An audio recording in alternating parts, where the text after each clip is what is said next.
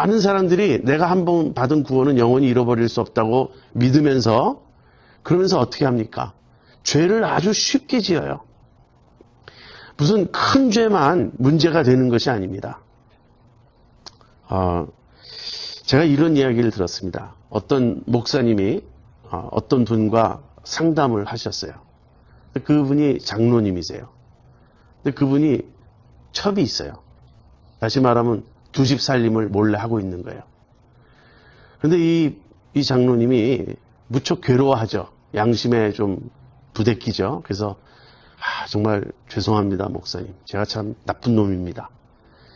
그래서 저는 주님 앞에 가서 받을 상금이 없다는 거 제가 압니다.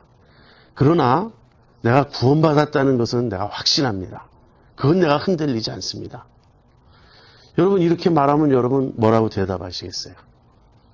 사실 이런 분들에게 많은 분들이 구원은 잃어버릴 수 없지만 상급이 문제다. 이런 식으로 접근합니다. 이건 굉장히 잘못된 거예요. 그 사람은 구원받은 것이 아닙니다. 회개하지 않는 한. 분명히 말해줘야 돼요. 당신 구원받은 것이 아니라고. 어떻게 합니까? 그거는 믿음의 사람이 아니에요. 여러분 야고보의 그 경고를 아주 엄중하게 들어야 됩니다. 지적으로 동의했다고 믿는 것 아니에요. 믿음에는 반드시 행함이 있어야 되고 그 믿음은 살아있는 믿음이어야 합니다. 그래서 자꾸 믿음을 점검하라는 거예요. 고린도후서 13장 5절에 너희가 믿음 안에 있는가 너희 자신을 점검하고 스스로 점검하고 확증하라고. 그렇지 않으면 너희가 버리운 자라고. 그래서 지금 히브리서의 저자가 말하는 것을 오늘날 구원의 확신을 배운 사람들은 전부 바이패스합니다. 이걸 전혀 걱정하지 않아요. 그러므로 우리는 두려워할지니 그의 안식에 들어갈 약속이 남아있을지라도 너희 중에 혹 미치지 못할 자가 있을까 합니다. 분명히 경고하고 있죠. 그런데도 이것은 우리에겐 해당이 되지 않는다라고 생각해요. 이제 6장에 가면 정말 어려운 경고가 나옵니다. 그때 제가 좀 더 자세히 설명하겠습니다. 여기서 두려워하라는 거예요. 두려워하면서 내가 미치지 못하면 어떡하나. 그러한 두려움은 무엇을 가져오죠? 내가 끝까지 믿음 안에 머물고자 합니다. 그런데 오늘날에는 이런 말씀을 읽을 때 이것은 구원에 관련된 것이 아니라고 설명을 합니다. 대단히 잘못된 말씀이고요. 이러한 가르침이 한국교회에 아주 널리 퍼져 있어요. 이것이 복음의 왜곡이에요. 제가 보기에는 정말 우리가 일깨워야 합니다. 소위 목사라고 하는 사람들이 일깨워야 돼요. 엄청나게 많은 사람이 속고 있습니다. 엄청나게 많은 사람이 지금도 매일매일 지옥으로 가고 있어요. 잘못 알고 있어요. 구원받지 못한 거예요. 우리가 죄 안 짓는다는 얘기는 아닙니다. 그러나 죄와 싸워야 돼요. 우리가 연약해서 죄를 짓습니다. 어떨 때는 우리도 강팍해져요.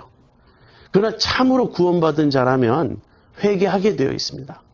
끝까지 회개하지 않는다면 구원받지 못한 거예요. 자꾸 알파 관점만, 시초의 관점만 얘기해서 내가 옛날에 예수님 영접했다.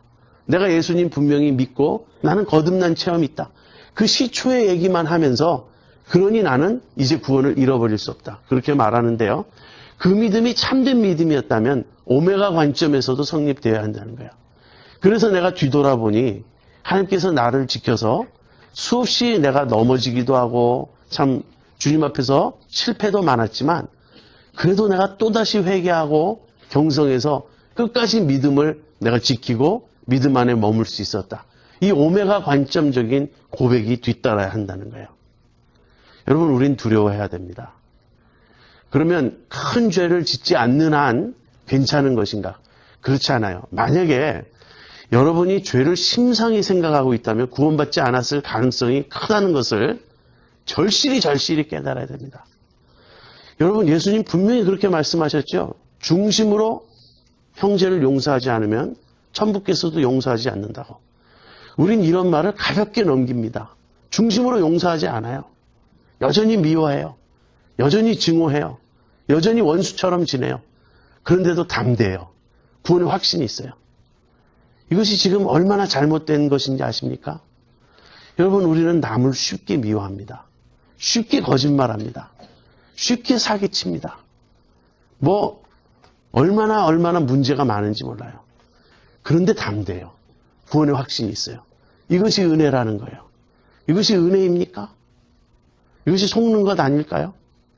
이렇게 말하면 꼭 행위구원론이라고 말해요. 율법의 행위로는 구원받을 수 없습니다. 우리는 완벽할 수가 없어요. 그러나 참 믿음은 반드시 행위가 뒤따릅니다.